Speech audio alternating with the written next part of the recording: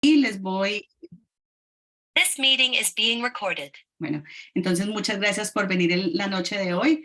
Les voy a hacer entonces una presentación de la doctora que nos va a hacer hoy esta gran presentación. Dios mediante, va a ser el primero de varios webinars que vamos a tener dedicados netamente a la investigación. Y con nosotros está la noche de hoy la doctora Evelyn. La doctora Evelyn, permítame, doctora, que yo tengo por aquí toda su presentación. Ay, con tanta cosa de todo que tuvimos en este momento, se me acabó de embolatar en el celular, perdone. Entonces, la doctora Evelyn Toral, ella es médico, es especialista en nutrición parenteral y enteral por la Universidad de Montreal de México. Fuera de eso, tiene Máster en Science en Investigación Clínica y Epidemiología por la Universidad de Guayaquil. También tiene Máster en Administración Hospitalaria por el SPA de Guayaquil. Es médico de la Universidad Católica de Santiago de Guayaquil y en investigación, como van a ver, tiene en este momento, está en este momento en cargos bien importantes. Por ejemplo, pertenece al Comité de Educación e Investigación de la sección iberoamericana de Aspen. Fuera de eso, es docente investigador de la Universidad Católica de Santiago de Guayaquil. También forma parte del el Consejo Editorial de la Universidad Católica de Santiago de Guayaquil. Es ESPEN Early Career Faculty. Es miembro del Consejo Internacional de ESPEN, representante de ACP en ESPEN, European Society of Clinical Nutrition and Metabolism, y es coordinador para Ecuador de la Italian Ecuadorian Scientific Partnership, Focus on Nutrition and Inflammatory Conditions. Tiene muchos otros appointments. Si quiere usted, doctora, nos puede dar un poco, también un poco más resumido de toda su experiencia en investigación. Para nosotros es un gran honor contar con la doctora Evelyn hoy, no solamente porque tiene un amplio conocimiento en la investigación, sino porque también es miembro muy activo de MOLA, de nuestro comité, y porque juntas empezamos todo este proceso de querer, junto con el resto del Comité de Graduados Internacionales, hemos empezado este trayecto donde queremos compartir mucho conocimiento con todas las personas que quieran, no solamente con los miembros de MOLA, sino con todas estas personas de habla hispana que quieran empezar sus pinitos en investigación o quieran fortalecer los que ya tengan. Entonces, doctora Evelyn, para nosotros es un honor. La modalidad que va a ser este webinar el día de hoy es que una vez la doctora empiece su charla, quien tenga preguntas, por favor, las va poniendo en el chat y al final ya de la charla, la doctora Evelyn nos va a responder la mayoría de las preguntas, ojalá todas, y de esa manera entonces le damos inicio a este webinar. Doctora, el arena es suyo. Hola Janet, muchas gracias por la introducción y también agradezco al Comité Internacional de Médicos Graduados de MOLA, como se mencionó, por la invitación a poder participar con una capacitación. Oh, estaba en mute, ok, hasta las mejores familias pasa. Bueno, muchas gracias Janet por la invitación y también al Comité Internacional de Médicos Graduados. Porque realmente es un honor para mí poder compartir esto que hemos aprendido a lo largo del camino en el proceso editorial y que con mucho agrado pues me gustaría que muchos más de la región latinoamericana se vayan sumando, sea pues si están en el proceso de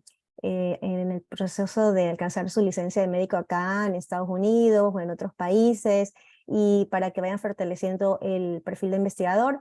Y porque pues en Latinoamérica hay mucha capacidad y es importante hacer presencia, ¿no? Ganar un poco más de visibilidad, porque hay profesionales excelentes que realmente tal vez porque en muchas universidades es, por decirlo así, el talón de Aquiles del tema de investigación y redacción científica, tal vez no somos muy fuertes en esa parte, pero tenemos la capacidad y pues justamente estos webinars van a apuntar a fortalecer estas destrezas. Bueno, sin más, y me da mucho gusto ver algunos nombres, y bueno, no veo caras por ahí, pero los nombres de algunos conocidos y amigos de años, así que qué gusto verlos. Hola, ¿cómo estás, Gustavo? Qué bien, gracias por apoyar. Y bueno, gracias por prender la cámara. Y bueno, ahora entonces voy a compartirles mi pantalla, ¿no? Entonces, a ver, share screen. Aquí vamos con la pantalla, part of the screen, y nos vamos por acá. Gracias a todos porque al inicio hubo un poco de, como todo, la tecnología a veces se pone un poquito media complicada, pero ya va todo arreglándose. Aquí vamos a compartir la pantalla. Ok, muy bien, por acá lo ponemos como vista de presentador. Y nos movemos acá un poquito. Ok. A ver, por aquí. ¿Qué pasó por aquí? Ya listo, aquí lo vamos acomodando mejor. Perfecto, y esto lo voy a mover por acá para que no nos estorbe. Muy bien, si hay algún inconveniente con el audio o las imágenes me avisan, ¿ya? Listo. Entonces, un poco para revisar la agenda de hoy, bueno, ahí está un poco de la información que ya mencionó Janet. He tenido la oportunidad y con mucho agrado he formado parte desde Ecuador, donde me formé y justamente pude apoyar varios años en la revista Oncología, una revista que justamente es el órgano oficial del hospital más importante que maneja cáncer a nivel de Ecuador. Y ya luego pues empezaron a ir sumándose invitaciones para la revista de Clinical Nutrition ESPEN, la revista de Nutrición Clínica y Metabolismo de Colombia, que está posicionándose muy bien a nivel de Latinoamérica, está llegando a repositorios de alto nivel. De ahí también he podido participar como Managing Editor en Clinical Nutrition, que pues es una Q1, está con excelentes métricas, y luego pues Frontiers, y algunas más, ¿no? Entonces, aquí un poco del resumen de lo que vamos a hablar hoy día sobre buenas prácticas en la redacción científica para lograr publicaciones en revistas de alto impacto.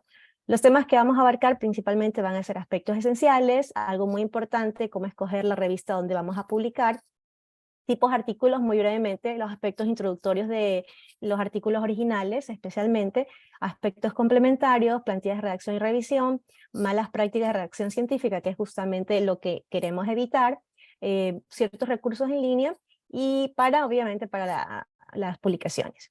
Entonces, una pequeña introducción. Como sabemos, una vez que estamos desarrollando una investigación científica, primero pues la comenzamos, una vez que se hace todo el proceso de ejecución, terminamos el estudio, y la tercera parte es importante, la publicación de esto, ¿no? Como dijo Michael Faraday, si no lo publicamos, entonces realmente esos datos que pueden aportar mucho a otros investigadores que tal vez están también analizando información del tema, pues se van a perder si nuestros datos no son publicados, ¿no? Entonces siempre, así sean tesis de grado, posgrado, pasarlas a un formato de artículo original, o pues ahora que también durante la pandemia no se podían ejecutar muchas estudios de campo o estudios internacionales, entonces se hacían revisiones sistemáticas, pues eso también se debe publicar, ¿no?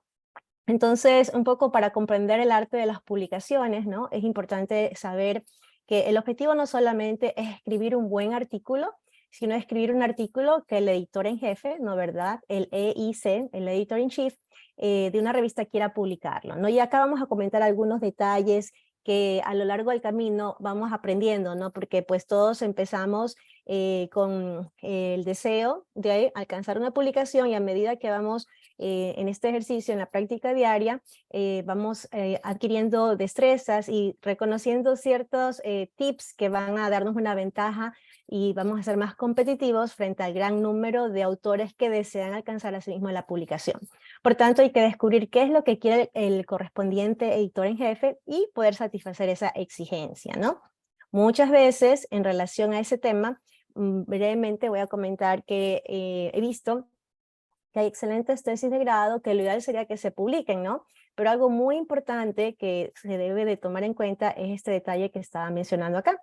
Es decir, que sea justamente algo que el editor en jefe o la revista donde yo estoy apuntando esté tratando, tal vez en los call for papers o invitaciones a publicar, se esté poniendo ese tema como un tema interesante, ¿no? Porque pueden existir estudios bien desarrollados, metodológicamente bien ejecutados, pero no resultan muy atractivos, ¿no? ¿Verdad? Y entonces, por tanto, el editor en jefe dice, bueno, metodología está bien, pero no es un artículo o un tema, por decirlo así, vendedor, ¿no? ¿Verdad? Entonces necesitamos un poco ya vamos a ver, analizar las características de la revista donde yo quiero apuntar, y entonces en base a eso digo, ok, estos son los temas o mis líneas de investigación, creo que esta es más compatible con esta revista para tener más opciones a que sea publicado, porque muchas veces los rechazos no se dan porque el artículo no está bien desarrollado. Muchas veces está bien desarrollado, cumple todos los criterios, pero falta algo más. ¿Y qué es ese algo más? Es justamente satisfacer la necesidad del editor en jefe o del comité editorial, ¿no? ¿Verdad?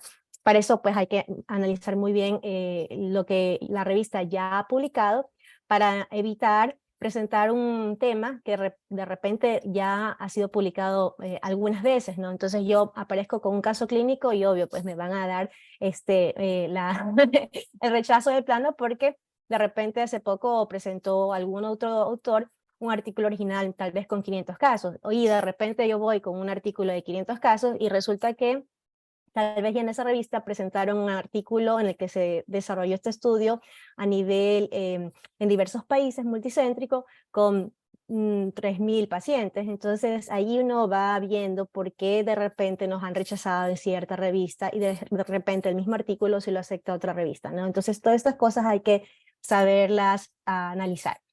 Muy bien, en cuanto a los aspectos esenciales, pues nosotros sabemos que queremos al momento de escribir el artículo tener el objetivo, ¿no?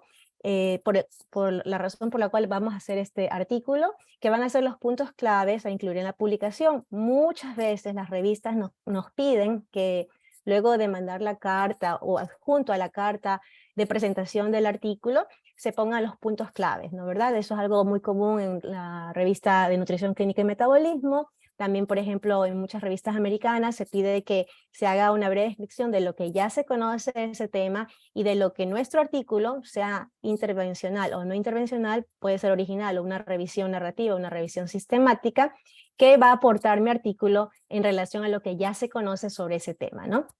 Lo que habíamos mencionado, saber en qué revista se va a publicar, para eso tenemos que tener el enfoque.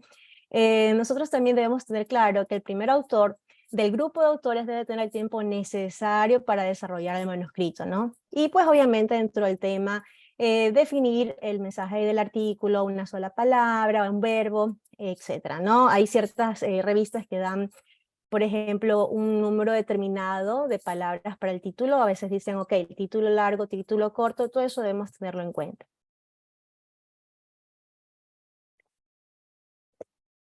Listo. Dentro de cómo podemos escoger las revistas, existen algunos recursos en línea gratuitos. Aquí he puesto unas cuantas páginas de Elsevier, Scopus, Jane, Taylor and Francis, Springer. Y pues básicamente estos buscadores nos van a ayudar con una serie de cajas de diálogo, colocar. ¿Hay alguna pregunta por allí?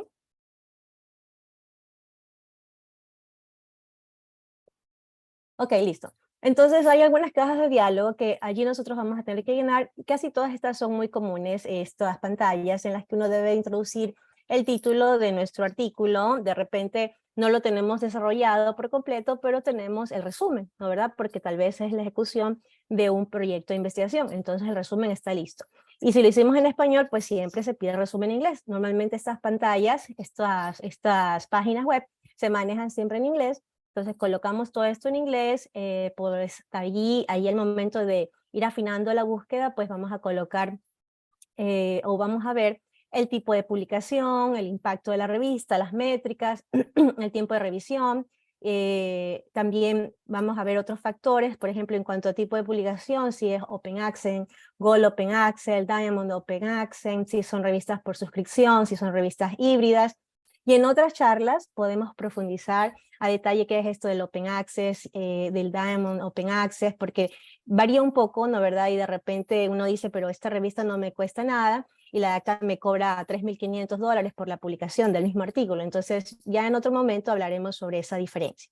Pero todo esto hace que sean criterios que nosotros como autores definamos, ok, me voy por una Open Access o no, me voy por una, no tengo presupuesto, no tengo cómo pagar el Open Access, entonces voy a escoger la de acá.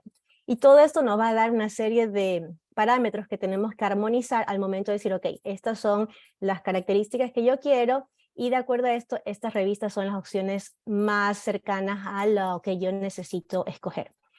Entonces tenemos, como habíamos mencionado, las métricas, el factor de impacto, el site score, tenemos los tiempos, digamos, si estamos haciendo un doctorado, ¿no verdad? Y nos piden una publicación Q1 en el lapso de 6 meses, 9 meses, y vemos que estas revistas de repente tienen un tiempo de respuesta recién a los 3, 4 meses, y luego entra el proceso de revisión por pares, entonces tal vez no voy a poder terminar en el tiempo que necesito de la publicación para mi proyecto de tesis o mi doctorado. Entonces, aunque sea una revista buena, con excelentes métricas, aunque tenga el presupuesto, pero si ya veo que los tiempos no van a compaginar con mis requerimientos, entonces tendré que optar por otra revista, ¿no?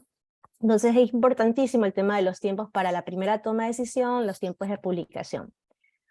Como habíamos mencionado, algo importante, si tengo un presupuesto limitado, entonces están los famosos APC o los costos de publicación, los costos administrativos, los publishing fees, ¿no verdad?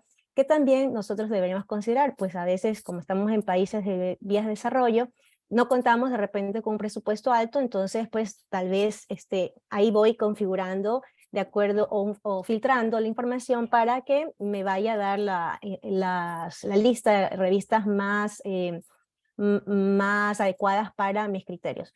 Un segundo, que creo que por aquí tengo el WhatsApp que me va a molestar. Un segundo, a ver, déjenme salir del WhatsApp. Sí, porque si no, esto va a ser mucha bulla. Ok, regresamos. Muy bien, regresamos por acá. Nos ponemos por compartir avanzado y regresamos acá. Muy bien.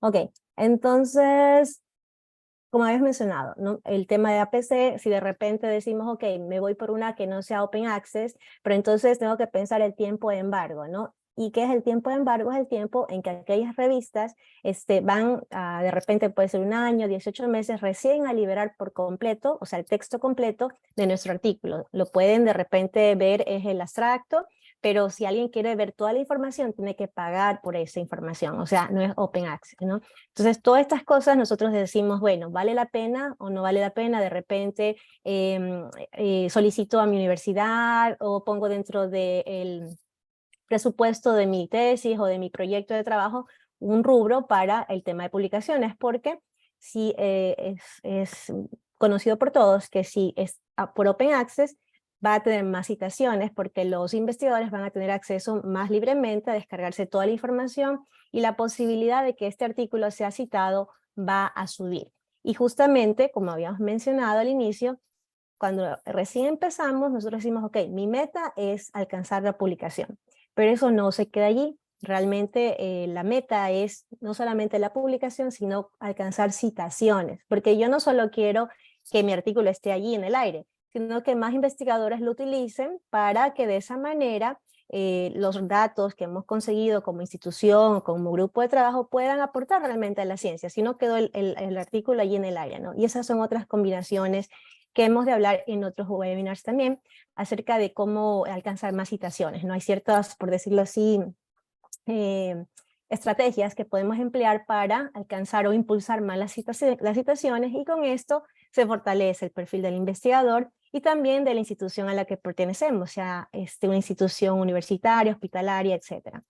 Bueno, como habíamos mencionado, hay que ver los temas de publicaciones, el enfoque, el sitio web de la revista, como había dicho, pues no solamente tengo mi artículo y lo mando, no tengo que ver las características, se publica en español, en inglés, etc. En cuanto a esto, solamente para que tengan una idea, es importante escoger bien la revista porque si no podemos ser víctimas de las famosas revistas depredadoras, ¿no verdad? Aquellas que empiezan, cuando uno tiene una publicación, empiezan a bombardearlo de correos, invitaciones para publicar en revistas que realmente no valen la pena. Entonces aquí hay un poco de características sobre estas revistas que parecen revistas de buena reputación, pero si las buscamos en bases serias como PubMed, como Scopus, no van a aparecer. Perdón, al hablar mucho me desgasto. Bueno, aquí hay algunos links que pueden servirles para identificar estas revistas depredadoras, ¿no verdad? Hay uno muy útil que es este de Think, Check and Submit, que nos da un flujograma de cómo analizar las características de la revista, porque pues sabemos que si es una revista pequeña o es una revista Q1 con un factor de impacto altísimo, en cualquiera de las dos, como autores, como es una información pública, vamos a tratar de colocar un trabajo de calidad, ¿no? Porque nuestro nombre está de por medio. Y pues imagínense invertir tiempo y recursos en una revista que realmente no vale la pena, que no está acreditada, entonces es pérdida de estos recursos, ¿no? Y a final del día eso no va a aportar en absoluto al perfil de investigador. Y en esto pues lo traducimos en el índice H, ¿no? Y que quede claro que el índice H de Google Scholar es bastante animador para muchos, pero realmente el que impacta más es el de Scopus, ¿no? Que es más selectivo. Google Scholar es un poquito más, menos selectivo, por decirlo así.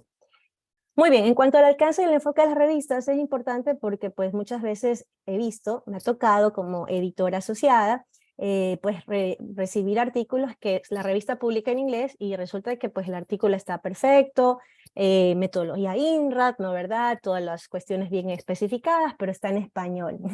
Entonces, un error gigantesco, ¿no? O sea, yo como editor en jefe, editor asociado, veo eso y digo, pues, o sea, realmente es un error gigante de no haber analizado que la revista publica solo en inglés, ¿no? Porque hay revistas, muchas de ellas en Q3, las Q3 y las Q4 publican generalmente español en inglés, Q2 realmente muy pocas en otros idiomas, la mayoría solo en inglés, y entonces pues no voy a enviar mi artículo a una Q1 en español, o sea, de plano por ahí lo van a rechazar y queda un poco mal visto porque va a decir que falta de atención ese autor para enviar una revista en un idioma que no es el que se publica, ¿no? Acá pues también podemos ver si vamos a enviar artículos a las revistas diversas en las que nuestra investigación se desarrolló, dependiendo del campo de investigación, pues veremos si es que vamos a una de especialidad endocrinología, nutrición, dependiendo de eso vamos a escogerlo. Si es para publicación, por ejemplo, mando un artículo de obesidad infantil y resulta que es una revista que solamente es para adultos, entonces no va a compaginar, o viceversa, ¿no? Una de estudio de obesidad en adultos y resulta que es una revista pediátrica, entonces aunque parezca un poco anecdótico, eso ha pasado, ¿no? Entonces la idea es justamente en este webinar brevemente darles los tips para que no cometan errores comunes, ¿ya? Y que sean rechazados por no en sí, queremos evitar errores de forma y de fondo, ¿no? Otro tema importante que ya todo el mundo conoce son los tipos de artículos, ¿no? Entonces, básicamente hay 6, pero pues cada revista hace sus variantes y de repente acepta un poco adicionalmente tal vez presentación de imágenes, tal vez a veces un poco más de las revisiones narrativas, las subdividen, pero en breves rasgos tenemos en sí los originales que siguen metodología INRID o INRAD por introducción, material y métodos, resultados y discusión, las revisiones narrativas o sistemáticas, los artículos especiales que es una mezcla, tenemos también los casos clínicos. Y es importante porque muchas veces al inicio uno dice, ok, es un caso clínico y lo voy a presentar, pero ojo, lo que se debe presentar como caso clínico son aquellos casos que son de presentación poco frecuente o muy novedosa resolución. Si me refiero a esto, uno en 10.000, en un caso que realmente, por ejemplo, COVID-19, cuando recién estaba en plena pandemia, reportar, por ejemplo, el primer caso en cierto país o la resolución del tratamiento A como tratamiento innovador, vale la pena. Pero si ya a estas alturas del partido, que estamos en el 2023, que ya todo el mundo pues sabe los esquemas de manejo, presentar un caso por COVID tal vez no va a ser muy competitivo y tendremos menos posibilidades de que nos acepten. Ahora, si es una complicación de poco frecuente, como se ha otras veces reportado, entonces ahí sí, ¿no? Entonces debemos de poner en una balanza y ver realmente si vale la pena presentarlo como un caso clínico o tal vez irnos como una revisión narrativa, ¿no? ¿Verdad? O juntar un grupo importante de pacientes para presentarlo, ¿no? Entonces ahí hay que aprovechar aquellas entidades nuevas, patologías nuevas, porque ahí sí puede ser más interesante hacer la redacción de un caso clínico o una revisión narrativa, ¿no? Y bueno, tenemos por último las cartas al editor, que es importante que sepan que son comentarios a artículos ya publicados. A veces tenemos un concepto equivocado y a veces he recibido manuscritos en los que dicen carta al editor y lo mínimo que uno debe de encontrar en una carta del editor es al menos un artículo que esté en las referencias bibliográficas ya publicado en esa misma revista, porque se supone que usted está comentando algo de lo que ya se publicó en esa revista. Y a veces no es así, porque tienen tal vez el concepto de que una carta al editor tal vez es una comunicación breve, y no es así. Entonces ahí otra vez caemos en el error de que no leímos las instrucciones para los autores, que son súper importantes que las analicemos a detalle. Y finalmente los editoriales, que generalmente van a hacer invitaciones extendidas del comité editorial o de profesionales que son muy destacados en la materia como tópico principal de dicha revista. En cuanto a los aspectos esenciales, tenemos que es importante, ¿no? Reconocer que lo que vamos a trabajar es algo metódico, sistemático, y que pues vamos a ir haciendo diferentes borradores hasta tener nuestro producto final, que deberíamos, ya desde el momento que tenemos la idea, como habíamos mencionado, hacemos la búsqueda de la revista y hacer como un match, ¿no? ¿Verdad? Ok, esto es lo que yo tengo y yo quiero apuntar a esta revista con estas características para que cuando vaya a ir desarrollando los diferentes elementos de mi artículo, entonces yo ya los vaya compaginando con las normas o las instrucciones para los autores, que debe ser algo fundamental tener siempre a la mano para revisar y no olvidar colocar alguna parte importante, porque si no, nos van a rechazar. Habíamos dicho los artículos INRID o INRAD, son los que normalmente tal vez son un poquito más atrayentes, ¿no verdad? Pero también, o atractivos, pero también vamos a ver que las revisiones narrativas muchas veces tal vez las vemos así como que no son, que no apelan mucho al editor, ¿no verdad? En jefe o revistas de alto impacto, pero a medida que hemos ido incursionando en el mundo de publicaciones, pues hemos ido aprendiendo que las revisiones narrativas sí vale la pena realizarlas, obviamente aplicando este tipo de prácticas que menciono, ¿no? Que vamos a ir a detalle revisando sobre las figuras, las referencias bibliográficas, etc. Y es importante, algo que mencionó James Thurber, que pues justamente decía, no lo escribas bien, escríbelo simplemente. ¿Por qué? Porque de repente puede ocurrir que pues queremos ya, es nuestro primer artículo y queremos ya que esté perfecto, y entonces estamos modificándolo, pasan 2 meses, 4 meses, y después pasa el año y aún no lo enviamos. ¿Y qué puede ocurrir si ha pasado tanto tiempo? Las referencias bibliográficas que hemos usado, tal vez ya se van envejeciendo y hay que actualizarlas, entonces el proceso pues más o menos irnos poniendo un cronograma para alcanzar una fecha de publicación, porque si no las citas bibliográficas pierden vigencia y hay que luego actualizarlas, ¿no? Y también puede que ya otro investigador haya publicado antes que nosotros y ya nosotros perdimos un poco esa oportunidad por demorar mucho, ¿no? Entonces, como habíamos dicho, hay diferentes características que cada revista va a especificar sobre los tipos de artículos en relación a si es una revisión narrativa, un metaanálisis, un artículo original, y tienen elementos en común, que la mayoría están un poco relacionados a lo que dicen las guías de redacción y de revisión Equator Guidelines, pero por ahí hay ciertas variantes. De repente la revista dice, ok, en los artículos originales tienen que tener estos acápites y por ejemplo va discusión y conclusiones. Y la revista A dice eso y la revista B dice, bueno, en los elementos del manuscrito solamente los acápites van a ser hasta discusión, y el último párrafo de la discusión corresponde a las conclusiones. No lo ponga como un acápite aparte, sino incluido al final. Entonces, esas son variantes pequeñas, pero debemos nosotros leerlas, porque si no, como les menciono, enviamos un artículo con ciertas, con características muy buenas y resulta que por cuestiones de forma lo rechazan. Muy bien, por si acaso, Janet, yo no estoy viendo los mensajes, así que si hay algo que pregunten o me interrumpes nomás, porque no estoy viendo nada del chat. Tranquila, doctora. Yo incluso estaba dejando los mensajes para lo último, por si de pronto en el transcurso de la charla se van respondiendo, y si no, los que queden ya, pero sí, tranquila. Ya, chévere, perfecto, porque no estoy viendo nada del chat. Muy bien, entonces ahora pues en relación a los aspectos introductorios sabemos pues que los elementos comunes, título, autores, instituciones, resumen. Dentro del título pues no olvidar que debe de contener un verbo, ¿no? ¿Qué es lo que se va a hacer? El objeto sobre quién o en relación a qué, el método, cómo se va a realizar el estudio y la localización en dónde. Algunas revistas dicen adicionalmente coloca el tipo de estudio, es un estudio multicéntrico, es un estudio randomizado, es una revisión narrativa, algunos piden que lo coloquen así. También las guías Equator también muchas veces sugieren en este tipo de artículos coloque en el tema y en el abstracto el tipo de estudio. Algunas revistas no, dicen omite esa parte y entonces pues nosotros nos ajustamos a lo que diga la revista, porque a fin de cuentas ellos son los que ponen las reglas del juego para que podamos publicar con ellos, ¿no? Muy bien, en cuanto a los autores, algo que justo pasó en la introducción, ¿no verdad? Acá en Estados Unidos, ¿no?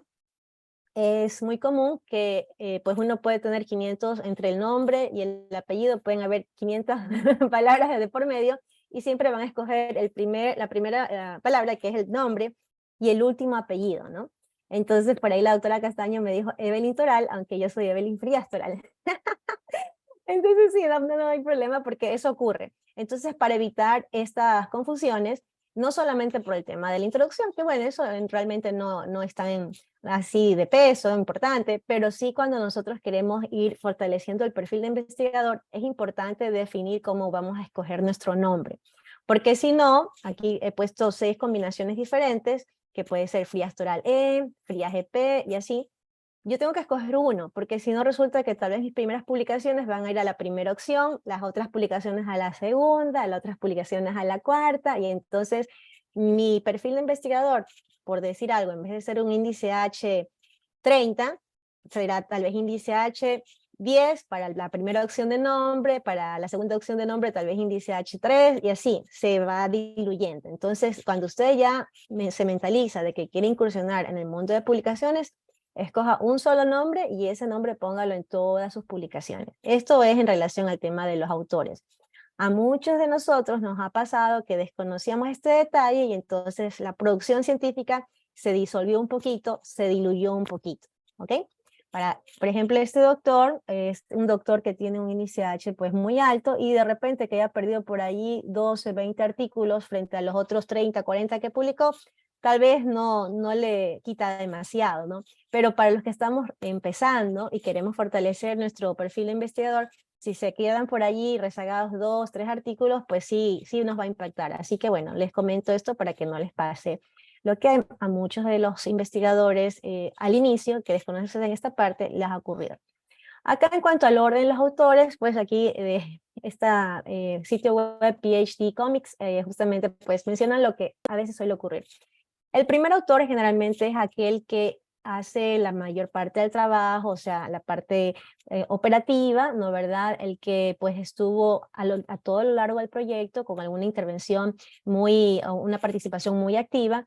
El último autor pues generalmente es el senior investigator, ¿no verdad? El que ya debido a sus años de experiencia, ya se ha ganado, por decirlo ese puesto de tal vez decir, ok, corrige, este es el diseño del estudio, se lo presenta el primer autor al último autor y le dice, mira, corrige aquí, esto acá, y ya, o sea, es un trabajo un poco más light, más suave, pero este autor, que es el último autor, es muy importante porque este autor nos va a dar, por decirlo así, una ancla cuando nosotros mandamos un artículo a una revista de alto impacto, ¿no verdad? Que es lo que todos deseamos alcanzar. Entonces, a veces por desconocimiento, ¿no verdad? Entonces, el último autor de repente colocan al investigador que hizo el trabajo más suave, ¿no? O al investigador junior y ponen al investigador senior en primer lugar, ¿no? Pero generalmente el junior va en primer lugar y el senior es el que va al final, porque generalmente en estas revistas de alto impacto, como cuando estaba trabajando como managing editor, generalmente nos recomiendan chequea el índice H del último investigador, que es el que como que da el respaldo para el grupo de investigación, y si es un índice H bajo y es una revista de alto impacto, tal vez digo, ok, lo podemos enviar a generalmente en estas revistas, a veces hay revistas hermanas, entonces pues la revista principal es la Q1 y la revista hermana de repente es Q3 o Q2, entonces dicen, ok, es un artículo interesante, pero consideramos que no está o no es tan competitivo y lo pasamos a la siguiente revista, ¿no? Entonces, por un error pequeño, ¿no? Entonces, tal vez el investigador senior se le pasó por ocupado o de diversas razones y no se dio cuenta del orden que lo colocaron en un orden no adecuado, ¿no? Porque generalmente en estos grupos de investigación ya es una norma siempre poner al de mayor índice H, al investigador con perfil más fuerte, colocarlo al final para que nos dé esa ancla. En cuanto a las instituciones, un poco pues a veces en Latinoamérica pues uno trabaja en 3, 4 instituciones a la vez y pues quiere poner toditas. Y generalmente pues en estas revistas de alto impacto, o sea, revistas americanas, europeas, hay que escoger justamente una o dos instituciones que sean en las que uno dedique su mayor parte de actividad laboral. Y esto es importante porque cuando uno pone demasiados, entonces a la editorial o al grupo editorial no le queda tan claro cómo una persona puede estar en 4 o 5 lugares y de repente por allí también puede ser una excusa como para por allí rezagar ese artículo, ¿no? Entonces escoger una o dos instituciones que sean las más relevantes o que nosotros nos sintamos con una afiliación de mayor peso para esa institución. El resumen abstracto, pues sabemos que debe ser sintético, que debe de mencionar el problema que se va a resolver, el objetivo, los métodos que se utilizaron. Dependiendo de la revista, muchas veces hay revistas que dicen debe ser un resumen estructurado, otras revistas dicen no debe ser estructurado, un párrafo de corrido o con acápites, o sea, lean las instrucciones para los autores. Generalmente no debe pasar de más de 250 palabras. Entonces, es algo que deben considerar y por eso es que el inglés es el idioma perfecto para escribir porque es un idioma conciso, preciso. En español a veces nos diluimos porque es un idioma muy rico para embellecer lo que uno ha realizado, pero en inglés hay que concretarlo, ¿no? Ahora pues está muy en boga el tema de abstractos gráficos o abstractos en video. Hay algunos sitios web que dan este tipo de opciones, ¿no? ¿Verdad? Para que sea más atractivo. Entonces también para que tengan presente esto, ¿no? Que es como un postercito pequeño que se puede colocar y que hace que tal vez los investigadores, dentro de los resultados que les arroja la pantalla, por un tema específico, de repente se sienten más inclinados visualmente a los resultados o los abstractos gráficos. Otra parte importante, el tema de las palabras claves, ¿no? Usar siempre lo que es MESH o DEX en español, y pues si estamos ya apuntando revistas de alto impacto, debe ser MESH, que es el Thesaurus en inglés. Dentro de los aspectos o estructurales, ¿no? De los artículos originales están, pues, ¿no?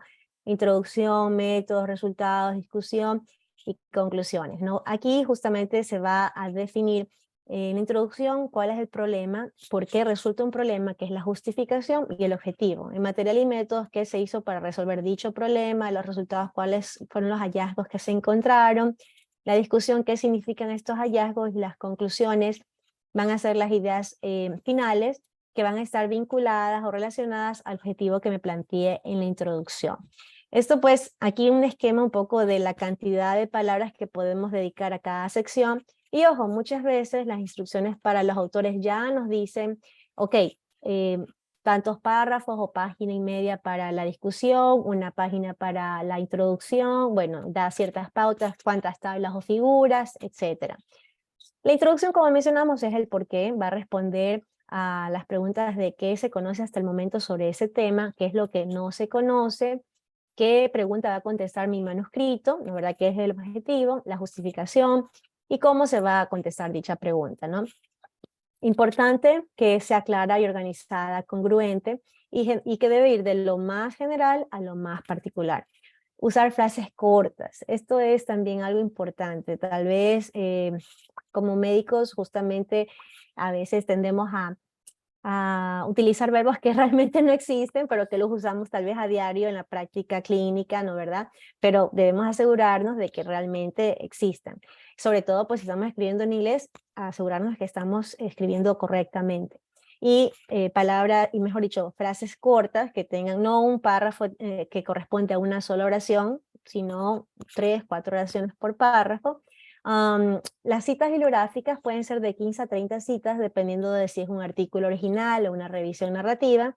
Y ojo, en cuanto a las citas bibliográficas, como mencioné, hay ciertas estrategias para alcanzar más citaciones. Entonces, generalmente, tanto en la introducción como en la discusión, se aconseja colocar referencias bibliográficas de autores que sean muy representativos en el tema, que tengan publicaciones que tengan un número alto de citaciones. Porque como todo está vinculado, ¿no, verdad?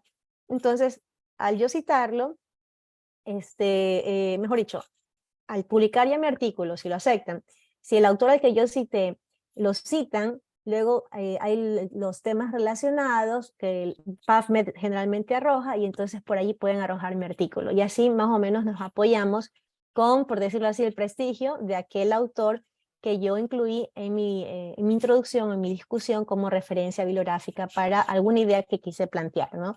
Entonces, generalmente nosotros podemos aquí, obviamente, colocar, si estamos a nivel local, alguna cita pues de estudios locales, pero siempre incluir al menos unas 5 citas o si es posible un poquito más de metaanálisis, ¿no, verdad? Y de autores que tengan un mayor número de citaciones sobre ese tema, porque eso nos va a elevar un poco el tema de la visibilidad de nuestro artículo.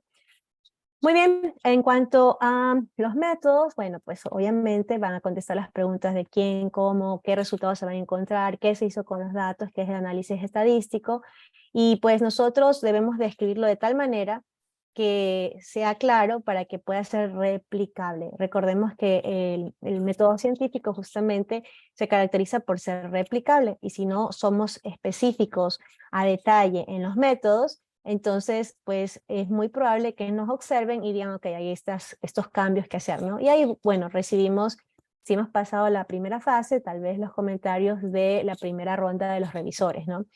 A buena hora, pero asegurándonos, como estamos mencionando, ciertas cosas que no deben de fallar. Aquí es importante que en cuanto a forma, esté todo perfecto.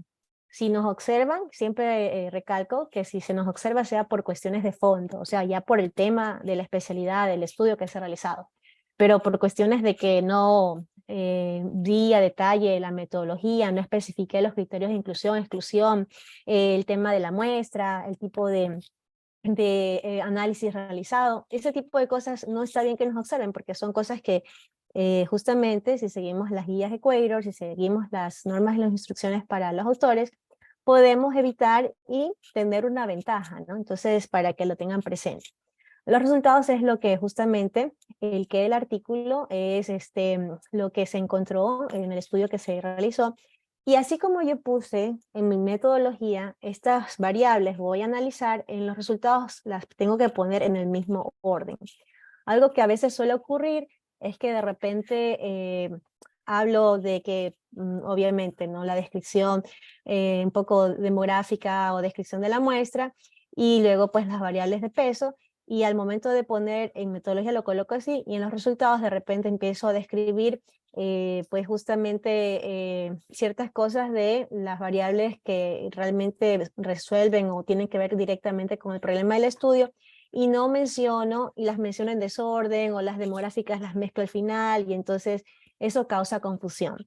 Y asimismo, en ese orden que lo pongo en metodología, lo debo poner en resultados, y en ese mismo orden lógico en discusión, ¿no? Es importante para que de esa manera, tanto el editor como los revisores y como el lector tengan una armoniosa lectura del trabajo que se quiere presentar.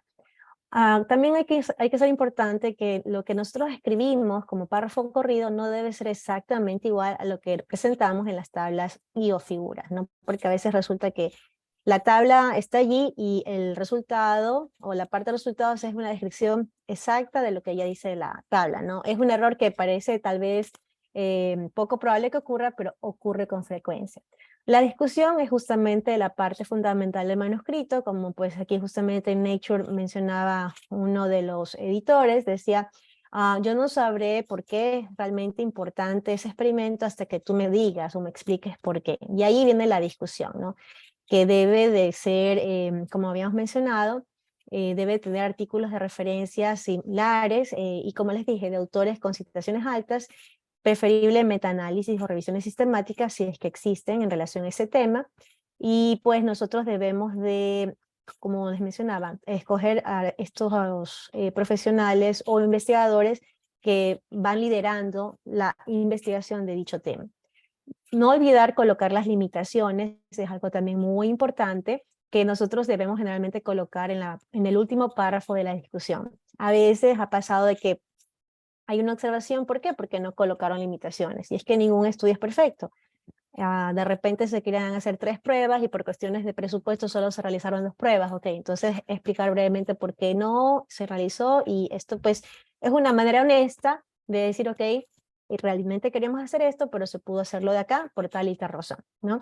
Y es una manera también que debemos nosotros plantearla, pero sin hacer, por decirlo así, un comentario totalmente autodestructivo, porque si en cambio las limitaciones ponemos muchas falencias del estudio, pues el editor en jefe o los revisores van a decir, pues si tenía tantas falencias, ¿para qué lo envió?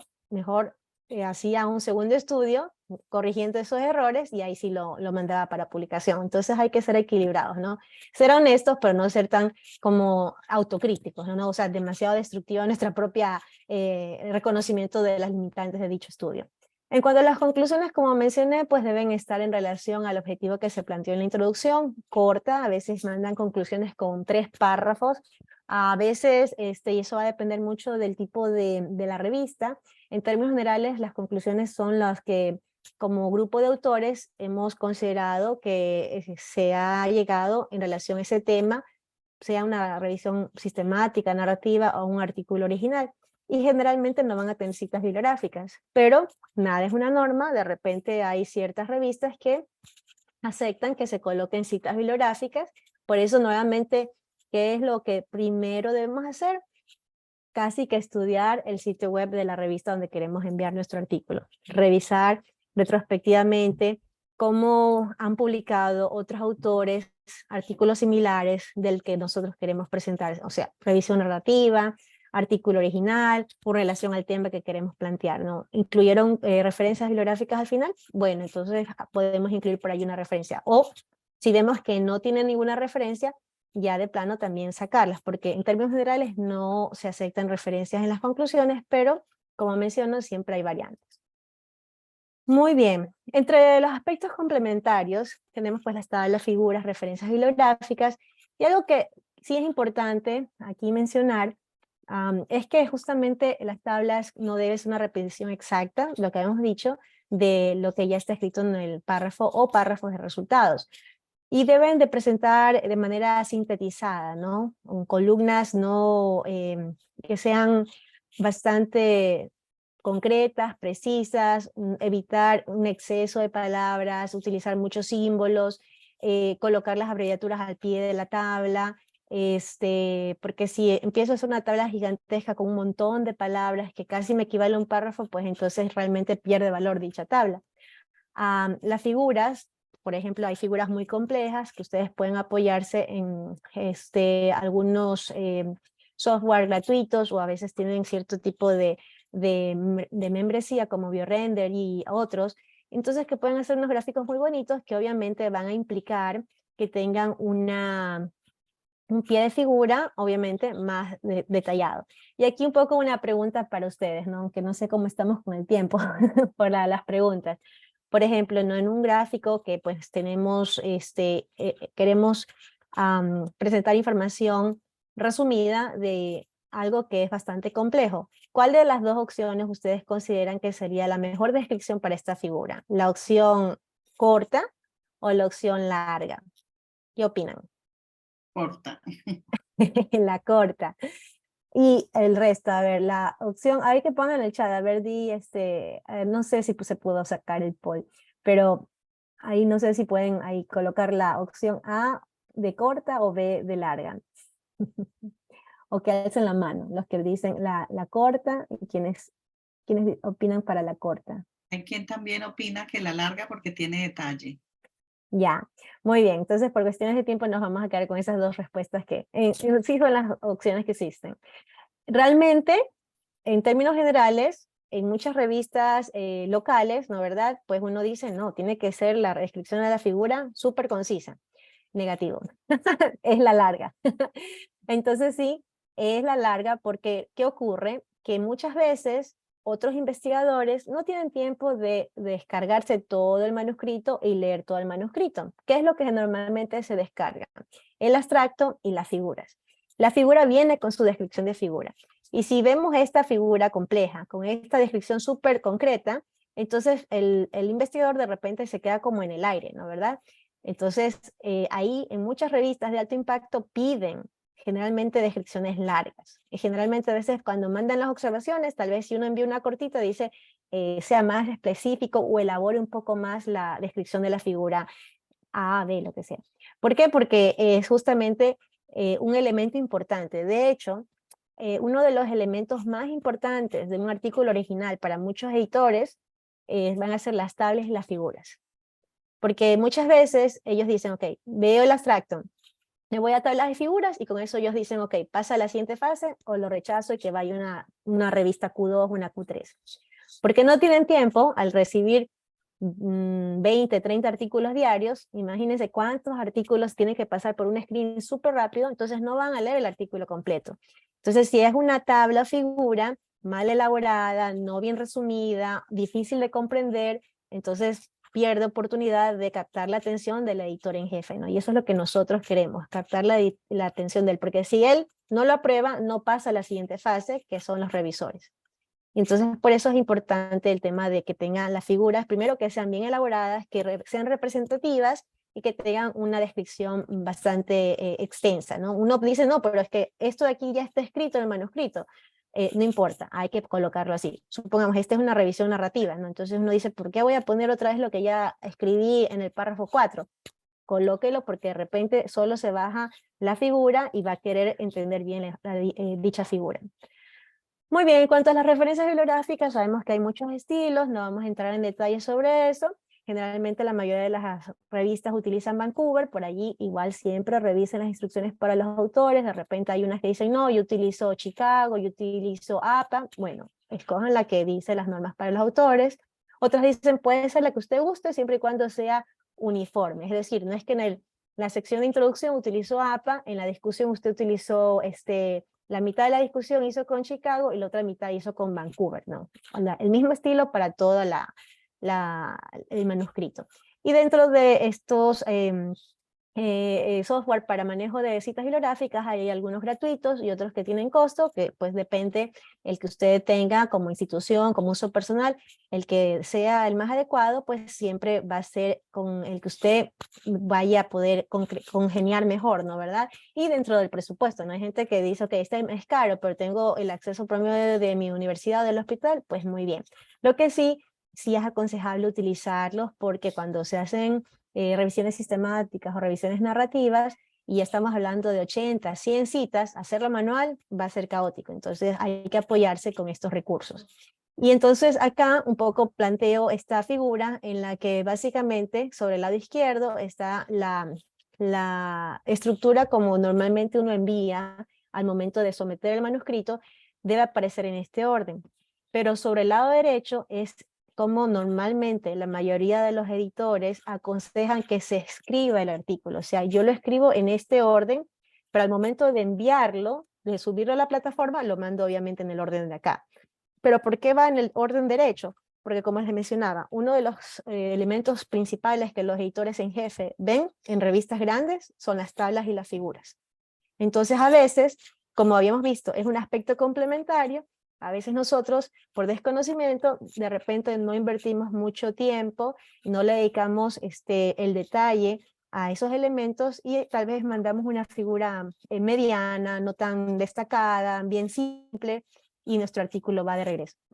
O de repente en la tabla no plasmamos de manera correcta, concreta los datos y nuestro artículo va de regreso. Porque como mencioné, algo de los elementos principales que ellos ven son las tablas y las figuras, luego los resultados, la metodología, luego la discusión, y el abstracto a veces es relativo, ¿no? A veces está al final, mejor dicho, es cuando nosotros lo escribimos, ¿no? En ese orden, al final, porque nosotros ya estamos como concretando lo que ya quedó plasmado en las secciones previas, ¿no? A veces nosotros sabemos que seguimos haciendo ajustes, tal vez algo de la metodología, algo de la discusión, y por consiguiente si estamos escribiendo el abstracto desde el inicio, lo vamos a escribir y reescribir varias veces. Por eso nosotros al momento de redactar, deberíamos redactarlo al final, el párrafo o párrafos que corresponden al abstracto.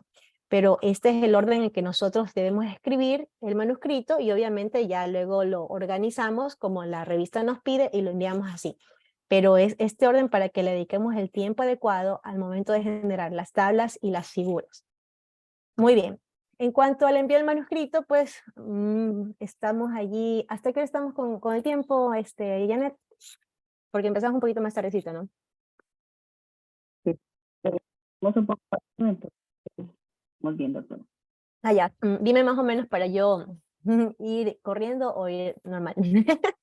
Son las 8:04, pero empezamos más o menos 10 minutos después, pero igual el tema está muy interesante. Tenemos alrededor de unas más o menos 10, 12 preguntas, de manera que yo pienso que estamos bien. No se Ok. preocupe. Muy bien, listo. Entonces, bueno, recordar que cuando vamos a enviar el manuscrito, nosotros debemos revisar bien las normas o instrucciones para los autores para verificar que no se nos escape nada. Porque lo más crítico sería que nos den de baja por forma y no por fondo. Porque si estos errores ocurren, no van a pasar a la siguiente fase. Se queda ahí, no van a avanzar. Entonces es esto primordial porque son cosas que sí podemos corregir. Este tipo de errores son totalmente manejables, ¿no? Entonces ojo con esto. El tema de que los autores estén pues en la manera correcta, redactados en la carta de presentación, que sea información útil, como habíamos dicho, porque es relevante en nuestro estudio, nuestra publicación, asegurarse que esté como las normas de la revista lo indiquen, indicar si hay o no soporte financiero, generalmente eso es uno de los elementos que hay que mencionar. Hay algunas revistas que dicen ponga en líneas, números de continuo en todas las páginas, otros dicen no lo ponga así. Lo que debe hacer es revisar lo que dicen las instrucciones para los autores y hacerlo así. Algunos dicen ponga número de página, otros no pongan número de página, ponga las abreviaturas con brackets, ponga las abreviaturas sin brackets, o sea, haga como dicen las instrucciones para los autores, ¿no? A veces también pues se coloca aquí la opción de colocar revisores potenciales para dicho paper, pues también usted ya debe tener, no es que en el momento que está en la plataforma recién pensar a quién envío, qué autor puede revisar mi artículo, sino ya tenerlo pensado, con los datos del el correo institucional generalmente, si es MD, si es Master, si es PhD, bueno, todos esos datos, ¿no? La carta de presentación, esto que está aquí en negritas es súper importante, pues a veces resulta que ya nos rechazaron de una revista y nosotros usamos la misma carta de presentación que utilizamos para la revista A, para la revista B. Y resulta que decimos, estimado doctor X y Z, y ese era el editor en jefe de la revista A. Y ahorita estoy yo enviando a la revista B. Y eso es una falta de respeto terrible, probablemente también nos dan de baja por no poner atención. Entonces, ojo con eso, porque como son formatos que ya uno los tiene ahí en la computadora, de repente copia y pega y se nos va de repente el error de un nombre equivocado, ¿no? Seguir el formato, colocar pues justamente el tema de si resulta novedoso, la justificación del estudio que se realizó, y pues siempre mencionar que pues este artículo no ha sido sometido simultáneamente a otra revista porque pues eso es una mala práctica de redacción científica, ¿no? A veces los autores dicen, uy, necesito tener mi publicación en 3 meses. Lo disparo, lo mando a 3 revistas al mismo tiempo. Eso no se puede hacer, ¿no? Entonces, ojo para que no cometan esos errores, ¿no? Aquí ya habíamos mencionado el tema de lo que debemos chequear antes de enviarlo. Si es que nosotros tenemos conflictos de intereses, generalmente todas las revistas lo piden. Hay revistas que dicen, en una Capitec adicional coloque las abreviaturas, otros dicen no necesita separarlo, sino a lo largo del manuscrito va colocando las abreviaturas. Bueno, es de acuerdo como ellos estén indicando, ¿no? Hay un poco, pues, las revistas y la mayoría pues, piden que los autores coloquen su código, ¿no? Su código ORCID. Para eso es muy importante que como investigadores tengamos creado nuestro ORCID. A muchos de mis estudiantes en los cursos siempre les digo, de primero, mándenme el código ORCID para ya saber de que cuando ya publiques, directamente se va a vincular a tu ORCID, ¿no? ¿Verdad? Y así se va fortaleciendo el perfil de investigador.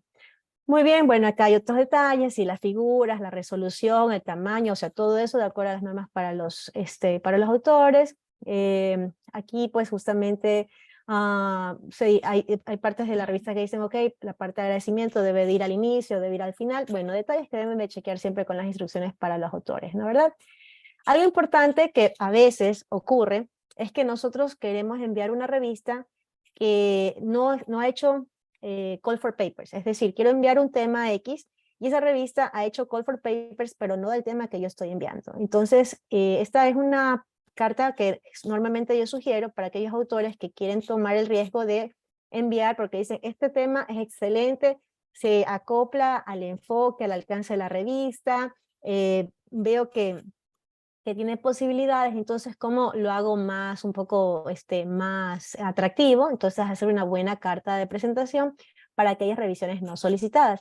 Cuando son revisiones solicitadas puede ser porque está el call for papers o de repente hay algún editor invitado que resulta que es colega y me envía una invitación y dice, estimada doctora Castaño, por su destacada experiencia en el campo de XY, quisiera que considere enviar un artículo en relación a este tema, ¿no? Entonces la doctora Castaño obviamente pues ya tiene como una ventaja, ¿no? O sea, el editor le está diciendo, mándame tu artículo, que pienso que puede ser bueno. No quiere decir que aceptar, pero que hay una ventaja porque conoce la trayectoria del grupo de investigación de la doctora Castaño, ¿no?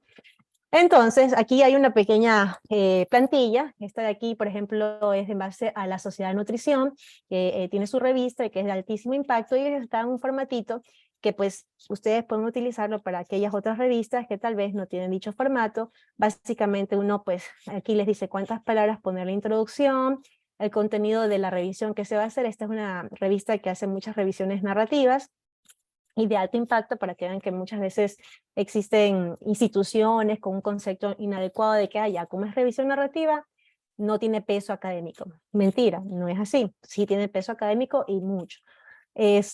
Aquí pues justamente se pide destacar las conclusiones de la revisión que se va a realizar, y aquí también, por ejemplo, menciona que uno puede colocar un poco el perfil de los investigadores que han participado en dicho trabajo, ¿no? Y colocar su índice H, porque eso ya nos da una idea de que ese artículo va a tener potencialmente muchas citaciones, porque son autores que son seguidos por muchos otros investigadores. Y recuerden que la revista va a querer un artículo que sea citado. No solamente que sea bueno, que sea atractivo, novedoso, que amplíe el conocimiento sobre un tema, que esté metodológicamente bien desarrollado, sino que también tenga citas posibles. Esa es una excelente combinación.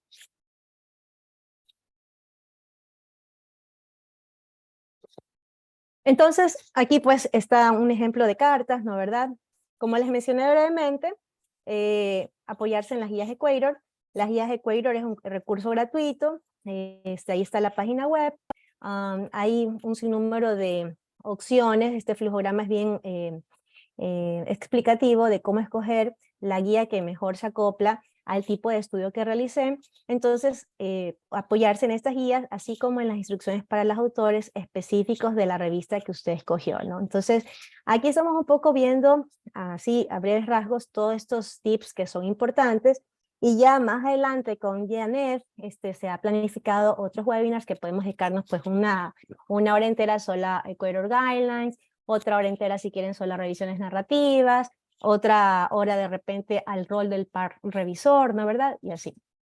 Y bueno, cosas que sí debemos evitar, ¿no? O estas alertas, ¿no? De mala práctica de redacción científica, el tema de plagio, autoría indebida. Aquí el plagio es súper importante. Existen softwares muy sensibles, el Authenticate es uno de ellos, entonces ojo, porque obviamente Authenticate es muy costoso, y de repente pues uno usa a los que ofrecen de forma gratuita, tal vez Grammarly o otras plantillas o de la institución. Ojo, no subestimar y decir, no, esto pues es algo realmente menor, no va a pasar, porque es de muy mal gusto, ¿no? Y el editor en jefe lo va a ver, obviamente, no lo va a ver bien. Entonces, bueno, aquí están los diferentes tipos de plagio, pero obviamente el que redactó sabe si copió y pegó, y eso no está bien, o sea, no es justificable. Uno debe de interpretar y colocar la cita correspondiente. Y bueno, para finalizar por el tiempo, en aras del tiempo, ya, Aquí hay algunos recursos en línea que les dejo para que puedan ustedes acceder. Mucha información a disposición gratuita, en la mayoría de ellos está Research Academy, del grupo del Sevier. En Web of Science también hay muchísimos recursos, ahí el Reviewer Hub, está todo el respaldo que da el Comité Internacional de Editores de Revistas Médicas, la normativa COPE, hay flujogramas de cómo evitar plagio, cómo reconocer cuando realmente alguien tiene criterios para cumplir y ser considerado como autor. Tenemos también en cuanto a búsqueda de revistas, que las mencioné un poco, ¿no? ¿Qué sitios web podemos recurrir? ¿No?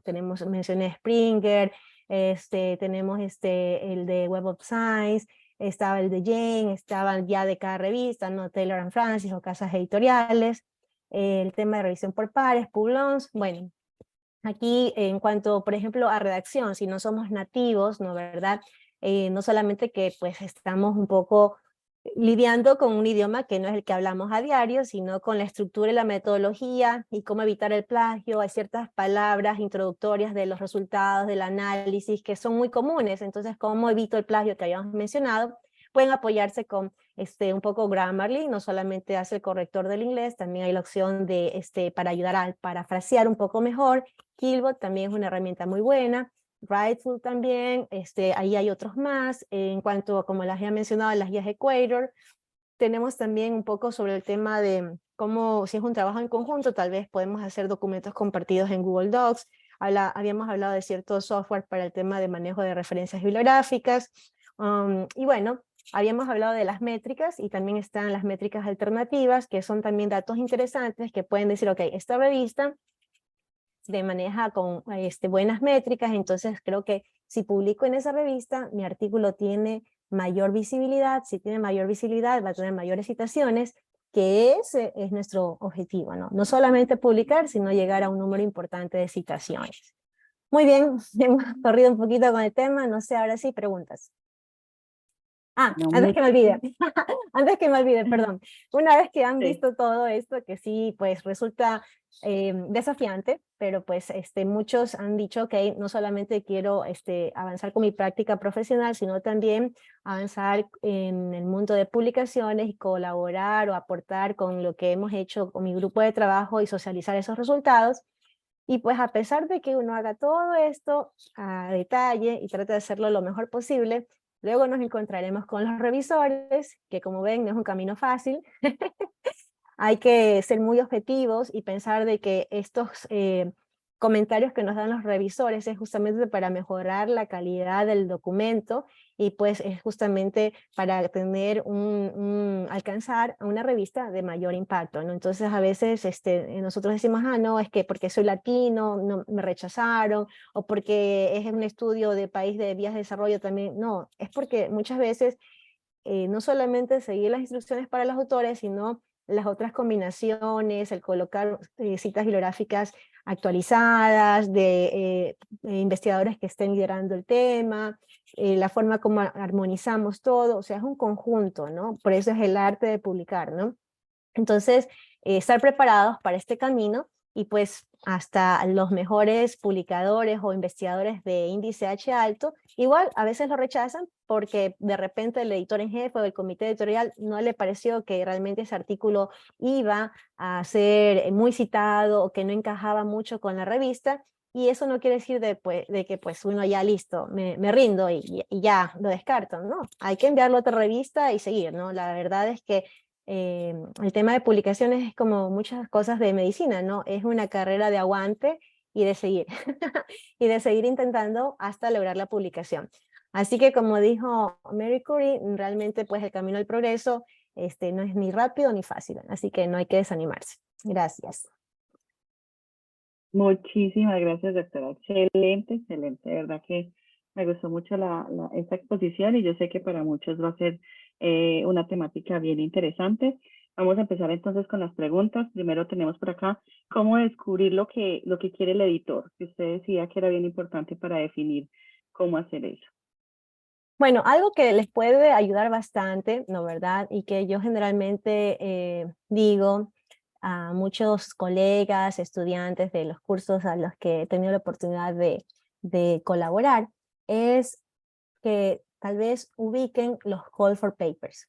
Porque el call for paper es algo que ya el editor te está diciendo, mira, de todos estos tópicos que se manejan en mi revista, que pueden ser 8 o 10 tópicos diferentes, yo le voy a dar prioridad a este grupo, que es el call for papers. O sea, van a seguir recibiendo artículos diversos que se encajen en los otros, pero le van a dar una prioridad a este call for papers. Cuando era el COVID, justamente a nivel mundial, la mayoría de las revistas están haciendo call for papers para COVID, ¿no? Entonces, si yo en ese momento de repente quería poner un tema sobre obesidad y dieta mediterránea, mi tema podía estar muy bueno, bien desarrollado, metodológicamente perfecto, con buenas citas, con todo. Pero en ese momento no era el mejor momento para mandarlo. De repente, si yo hacía obesidad y COVID, ahí sí era más competitivo, ¿no? Entonces, hay que ver y apoyarse mucho en el call for papers, porque ahí tienes una cierta ventaja, porque estás aportando algo que el editor te está diciendo, yo quiero publicar sobre ese tema. Y también, si no hay ese call for papers, chequear, ¿no, verdad? Dentro de los que había mencionado, revise la página web de la revista y vea aquellos temas que de repente no han sido muy publicados, porque pues es muy probable que el editor le dé una oportunidad, ya que de ese tema se necesita ampliar más información.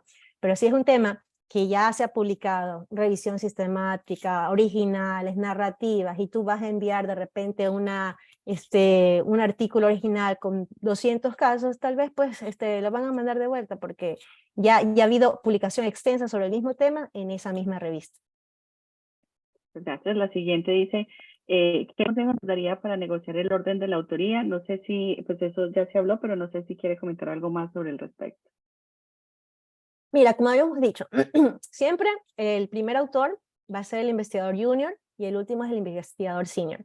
Los que van en medio queda un poco a criterio de estos dos, del junior y del senior, porque el junior es el que interviene en todas las fases del estudio y de repente dice, no, a ver, el investigador B, C, estuvieron también apoyándome 100%, recolección de datos, tabulación, etcétera, etcétera. Entonces yo quiero que sean segundo y tercer autor.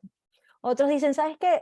Realmente tal vez en una revisión narrativa, que es un poco más de dividirse un poco las secciones y desarrollar el tema, o sea que no es que hay que recoger los datos, que analizar la base, no, es un poquito menos complicado, por decirlo así.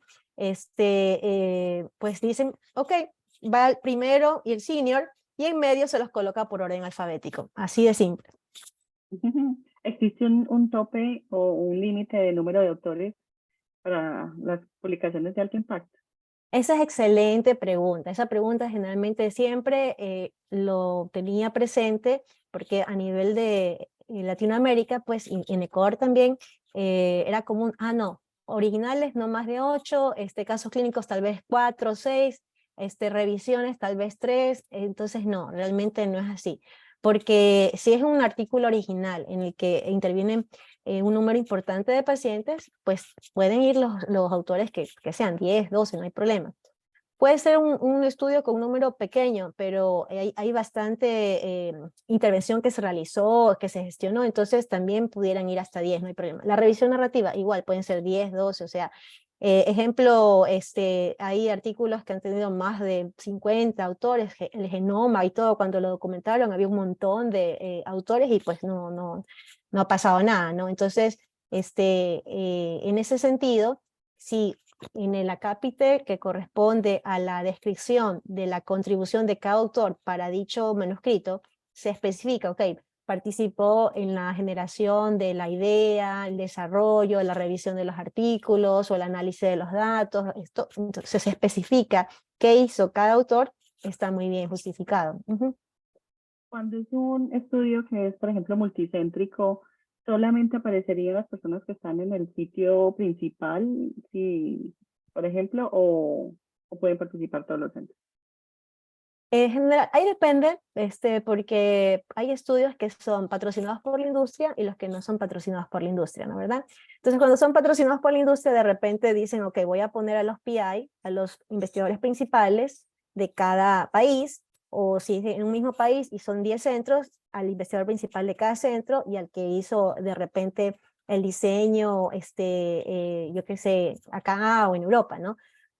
Y luego se coloca, por ejemplo, yo que sé, hay 20 autores y luego se coloca las siglas del estudio, por ejemplo, ¿no? O del grupo de investigación, supongamos está el editor ABCD, y luego se pone al final, supongamos, y Gustavo Díaz como representante del grupo Ópera, por ejemplo. Y el grupo Ópera es el acrónimo para un grupo que hace investigación sobre el bienestar y de los pacientes con obesidad. ¿Bien? Entonces ahí en ese grupo Ópera, en la revista, en la parte inferior, generalmente hay un asterisco que dice ópera, y ahí pone 2 puntos y salen todos los autores que participaron en ese proyecto de investigación. Perfecto, gracias. ¿Cuáles vendrían siendo las palabras claves y cómo puedo saber cuáles son esas palabras? Las palabras, ok, generalmente cada revista te va a poner por el tipo de artículo, puede decirte, ok, para este artículo 3 a 5 palabras, 5 a 8 palabras clave, ellos más o menos te dan ya esa pauta, y generalmente, por eso decía, tienes que ir al Thesaurus Mesh, generalmente si vas a hacer una revista de Q4 para arriba, Mesh. Si no van a estar en Q4, pues si es una más local, puede tal vez incluso apoyarse con el Thesaurus Dex, que es el que abarca inglés, español y portugués. Y básicamente la idea de usar estos tesauros es que al momento de que la revista suba la información a los repositorios, tu artículo sea rescatable. Porque si tú pones una palabra que no está en el Thesaurus, al momento que nosotros ponemos buscar el artículo en Google, o sea, no entramos a PubMed, no entramos a Redalytics, no entramos a Lilac, sino solo ponemos Google y ponemos ahí un par de palabras, nadie va a encontrar mi artículo, ¿no? Entonces, como yo no solamente quiero publicar, sino yo quiero que me citen, yo quiero que mi artículo sea rescatado del buscador, que ese buscador puede ser desde Google, ¿no? Y con mayor razón, los repositorios de alto nivel exigen que estas palabras sean Mesh o Dex, y sobre todo Mesh, para que puedan hacer más rescatable, más interactivo. Ahí viene el tema de los metadatos, ¿no? O sea, ciertas cosas que hacen que al configurarse, ¿no, verdad?, el artículo pueda ser fácilmente rescatado y entregado como resultado al momento que alguien está haciendo una búsqueda de ese tema. Una participante nos dice, he publicado en revistas que han dicho que no son reconocidas ni indexadas. Al momento de una entrevista, pues que finalmente muchos estamos haciendo esto para fortalecer el CV, ¿estas publicaciones sí son válidas? A ver, eso es algo excelente, que es una muy buena pregunta, que generalmente, por ejemplo, cuando veremos, no sé si lo hacemos acá con ustedes o si no en otro momento, cuando hablo acerca del perfil de investigador, justamente hablábamos del ORCID, ¿no, verdad? Y el ORCID te va a rescatar aquellas que están en revistas indexadas y que tienen una buena plataforma editorial. Pero es verdad, lo que le ha pasado a la persona que hizo esa pregunta nos ha pasado a todos, creo que en Latinoamérica, a mí también. Yo al inicio pues también siempre me gustó publicar, y entonces empecé a publicar en revistas que no tenían una plataforma fuerte, y de repente yo quería buscar mi artículo y resulta que ya la plataforma se cayó, migró y se perdió la información. Entonces, claro, tengo ahí mi artículo publicado, no impreso, pero pues el resto del mundo pues no sabe que lo tengo impreso en Ecuador, ¿no? Entonces necesito que quede en una plataforma. Una estrategia es subirlo en ResearchGate, que uno puede subir, hay algunas opciones de cargar información, uno puede cargar de forma manual. Lo que hace ResearchGate es que siempre y cuando esté la publicación en digital, te la acepta. Y de ResearchGate yo la puedo conectar a ORCID. Entonces esa es una estrategia, porque si tú tienes, supongamos, ¿no?, 15 publicaciones en revistas no indexadas, no es lo mismo decir, ok, no tengo ni una en PubMed, pero tengo 15, o sea, eso quiere decir que no es que estuve así sentadito sin hacer nada, o sea, solo en la práctica clínica, o sea, estuve en mi práctica clínica y en la madrugada estuve escribiendo y publiqué. Que lastimosamente, por desconocimiento, publiqué en una revista que no tenía buenas métricas, que no tenía plataforma, nos ha pasado a todos, pero o sea, publiqué, hice mi deber. Entonces, apóyese en ResearchGate y ORCID, y ahí se conecta. Muchas gracias. Bueno, para los que están hablando sobre la les debe estar mandando un correo con una encuesta y personas, ¿me escuchan? No, no te escucho casi. Ah, bueno, espero yo lo. Sí, no te escucho casi. ¿Está mejor así? Ya, sí, ahí sí. Para las personas que están preguntando sobre cuándo va a quedar grabada esta y cuándo se va a a enviar la grabación, les debe estar llegando a todos una encuesta en Google Docs que estamos solicitando que nos hagan. Ahí vamos a tener los correos electrónicos de todos y los vamos entonces a hacer llegar un aviso apenas ya tengamos la grabación del webinar. Lo siguiente, ¿hay un impact factor mínimo que deba tener una publicación para que se considere que sea de valor? Esa es una excelente pregunta también, y todo es variable. Es decir, hay revistas que ya están en una Q3, Q4 y de repente no tienen factor de impacto, porque el factor de impacto va a depender de algunas otras combinaciones, de la antigüedad de la revista.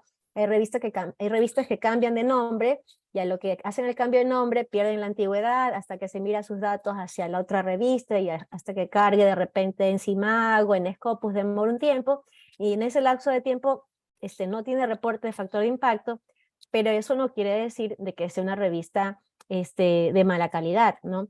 Hasta que se generen las métricas, la revista sigue siendo de buena calidad porque de repente ya tenía su trayectoria, pero hizo esa migración, y allí lo que uno tiene que ver es justamente lo que particularmente me conviene a mí. Por ejemplo, hay revistas, hay instituciones que dicen, no, yo necesito que mis docentes o mis investigadores tengan revistas de Q3 para arriba o de Q1 para arriba. Pero resulta que está en una Q1, pero con un factor de impacto no tan alto, pero alcanza la Q1, entonces va a ir bien, ¿no? Lo que yo quiero que tengan un poquito claro es que el tema del factor de impacto va a depender de algunos parámetros y que obviamente, a medida que sea un factor de impacto mayor, un site score mayor, o que esté dentro de los cuartiles, en un cuartil mayor, la revista probablemente, y lo digo así, muy convencida, va a tener un porcentaje de rechazo mayor, es decir, va a ser mucho más exigente, ¿no? Entonces, claro, generalmente las instituciones dicen no, de Q1 o de Q2 para arriba, porque es fácil decirlo, pero es difícil alcanzarlo, ¿no? Entonces, de repente, ahorita pues realmente no nos da el tiempo, pero en otro momento puedo compartirles un poquito la pantalla y ahí pueden ver que dentro de las Q2 hay diferentes combinaciones, un side score tal vez no tan alto o un factor de impacto no tan alto, que me sigue todavía alcanzando Q2, pero al tener esas métricas no tan altas, pues su porcentaje de rechazo va a ser menor y por consiguiente tengo una mayor posibilidad de que me acepten. Hay otras que en cambio igual tienen un porcentaje de rechazo alto, pero aceptan o revisan un número mayor de publicaciones, entonces tengo mayor número de posibilidades de que me acepten. Hay otras que tienen un porcentaje de rechazo bajo, pero reciben un número bajo de publicaciones por año. Por consiguiente, mi porcentaje de posibilidad de que me acepten también va a ser reducido. Entonces, como ves, hay que estudiar bien todos esos detalles de la revista. Gracias. Dice, dentro de la selección de revista, el doctor Gustavo añadiría que el alcance que tiene el estudio también debe ser, por ejemplo, si es local, nacional, regional o internacional. Otra cosa que dice que en cuanto al título le ha pasado que al mencionar la localización se ha rechazado y que se nota al ver que los revisores se enfocan en mencionar que el alcance es limitado. ¿Quiere comentar algo ahí, doctora, o continúo? Quiero comentar algo, perdón. Totalmente de acuerdo con Gustavo. A ver, y otra vez lo que está mencionando Gustavo es excelente, o sea, es muy, muy importante, una buena observación. Resulta que a veces uno dice, este estudio está perfecto, lo hicimos en 10 países de Latinoamérica, es una muestra de 300 pacientes tal vez, o de 300 encuestados, o sea, uno dice, vamos bien. Pero resulta que en la revista que yo lo voy a publicar, me dice que debe ser alcance más global. Entonces, claro, ese es Q1, para Q1 no está tan competitivo. Puede ir para la Q2, que es un poco más regional, y sí se acopla, pues, o sea, es de la región Latinoamérica, o sea, no está hablando a nivel de 2, 3 continentes, solamente está hablando a nivel de Latinoamérica, entonces sí puede aterrizarme bien.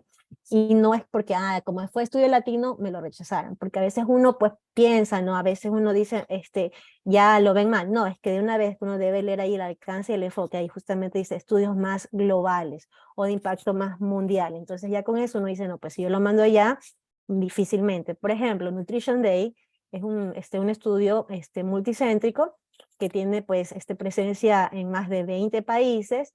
Y si yo hago una publicación de Nutrition Day Ecuador y la quiero mandar a una Q1, difícilmente lo van a aceptar, aunque el proyecto de investigación es un proyecto internacional de trayectoria y todo. Yo estoy presentando datos locales, o me presento los datos de 10 países de Latinoamérica, son datos regionales.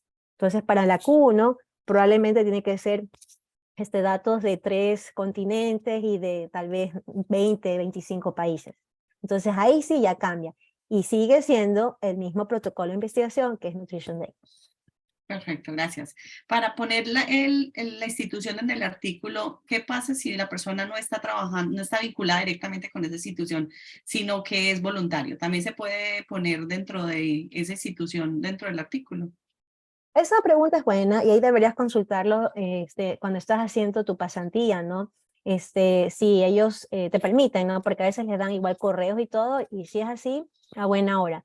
A veces, si todavía está como estudiante en alguna otra institución y está haciendo una pasantía en un hospital, entonces pone su afiliación a la institución que pertenece como estudiante.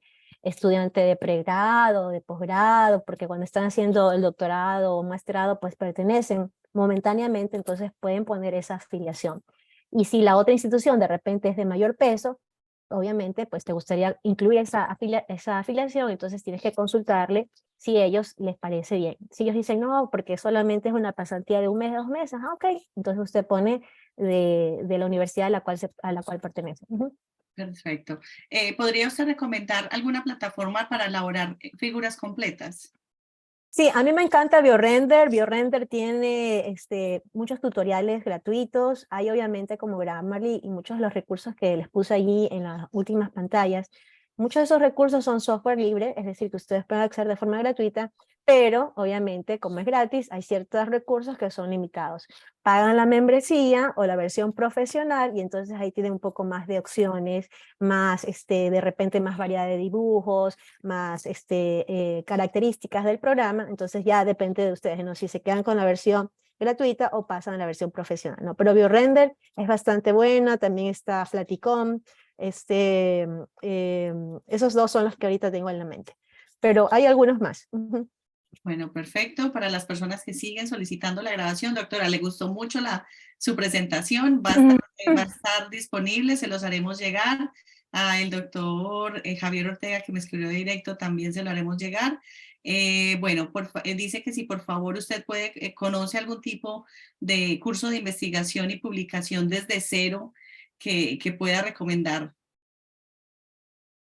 Bueno, mi universidad, sé que ahora estaba sacando otro diplomado de justamente, bueno, la línea que hago y en la que me apoyo mucho es de investigación en nutrición clínica, ¿no? Hace poco nomás terminamos un diplomado, creo que están sacando la segunda versión y allí es desde cero, porque ahorita hemos hecho como un brochazo rápido de lo más importante, pero cada capítulo, o sea, referencias, es una sola charla, el rol del revisor, el perfil del investigador, cómo hacer las revisiones narrativas, las originales con las diferentes. Hemos visto a breves rasgos, pero de cada uno se puede profundizar.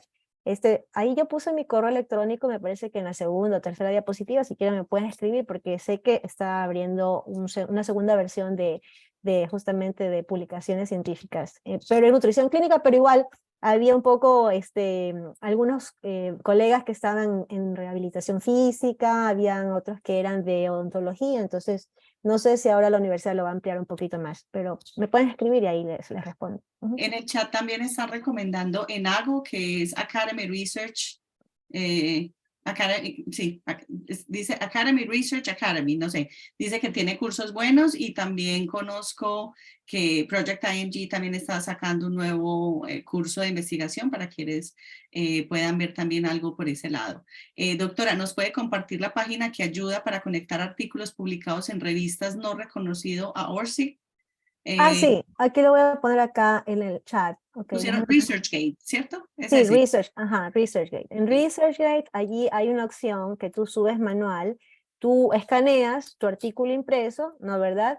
Lo escaneas y ahí al momento de subirlo, pones, porque lo que le interesa a ResearchGate es que hay una prueba física digital digitalizada o en la página web de dicha publicación. Entonces tú subes tu artículo escaneado y ya está. Y luego de tu código ORCID, ahí en las opciones tú vinculas, porque ahí te pide un link o un URL, ahí pones el URL de ResearchGate y ya lo sumas. Porque, o sea, tú puedes decir tengo publicaciones, ¿no? Pero si estás al menos en cualquier país fuera del tuyo, donde otros investigadores pueden decir, ah, sí, la revista Oncología, la revista acá, y así me acuerdo. El resto no lo conoce, entonces van a querer ver una página web. Y como es la realidad de muchas revistas y sociedades a nivel de Latinoamérica, cambia el directorio, ya no le asignaron presupuesto a la revista, ya no le asignaron presupuesto a la plataforma y colapsó. Y todo lo que se publicó se quedó en el aire. Entonces la manera de rescatarlo es que tú tengas eso en tu ResearchGate. Y ResearchGate te lo migra, o sea, tú lo migras a ORCID. Perfecto. Doctora, mil y mil gracias y mil gracias también a todos los que participaron hoy. Ya vamos a tener más o menos 38 personas conectadas y aún todavía hay personas que se siguen conectando. Muy, muy, muy interesante toda su charla y como decíamos, esta Dios mediante será la primera de muchas otras charlas que junto a la doctora Evelyn y otros compañeros que también están fortaleciendo el equipo de Mola, estamos aquí para fortalecernos todos y queremos fortalecer este grupo de latinos que queremos salir adelante aquí en los Estados Unidos. Entonces, muchas gracias por su tiempo, a la doctora Evelyn y a todos. Para quienes quieran saber de Mola, en la página web estamos como chicagomola.com, pero como les decía, es algo que ya estamos a nivel nacional y en Latinoamérica. Bienvenidos todos y les vamos a estar compartiendo esta grabación después para que lo puedan revisar y puedan adelantar, atrasar y que eso se vea representado en muchísimos más artículos por hispanos que queremos llenar esas redes. Por acá le están dando todas las gracias, doctora, y dicen dónde pueden pagar para que la asesoren para publicar. Bueno, ya usted dio algunos datos y bueno, como dicen, stay tuned para los siguientes webinars y que sigan pasando una muy buena noche. Muchas gracias, doctora Evelyn, de verdad que le agradecemos mucho todo esto. Listo, gracias por la invitación, Gustavo, gracias por conectarte, porque acá Gustavo también es un capo de publicaciones, ¿ah? Ah, bueno, qué bueno. Gustavo es muy, muy destacado, tiene hartísima experiencia y qué bueno que te hayas podido conectar. Y gracias a todo el resto que también veo por ahí unos cuantos estudiantes. Y bueno, realmente pues estamos para apoyarnos, como por allí mencionaron, hay recursos gratis. Web of Science, te da incluso en tu perfil de Pullons, en tu perfil de Web of Science, te ponen ahí como un diplomita si pasas el curso, un curso gratuito, hay mentorías que las dan. Elsevier también tiene muchos recursos gratuitos, realmente es aprovechar la información, sacar tiempito y ya luego pues van adquiriendo destrezas para ser revisores, que es algo que yo también, no sé si lo mencioné, siempre recomiendo ser par revisor porque ahí uno va aprendiendo de los errores que otros cometen y ya uno va perfeccionándose un poco más. Entonces ya cuando te toca escribir a ti ya sabes qué no hacer y cómo implementarlo, las cosas de manera adecuada en tu paper, ¿no? Así que muchas gracias por conectarse y bueno, pues nos vemos en una próxima ocasión. Muchas gracias. Doctora, que si usted tiene redes, que la quieren seguir por redes. Sí, ahí, bueno, creo que, a ver, en Facebook me ponen como Evelyn Frías, estoy en Facebook como Evelyn Frías, también, ay, no tengo aquí las redes a la mano, pero sí, estoy como Evelyn Frías y en el Instagram, no recuerdo ni cómo estoy. No No hay sé si problema. estoy frías. Igual, ahí a la final, a los que escriben, ahí les podemos mandar un correíto masivo de las redes, ¿ya? Exacto, y pueden seguir a las redes de Mola y entre las redes de Mola todos estamos replicando también los Twitters, los chats en LinkedIn.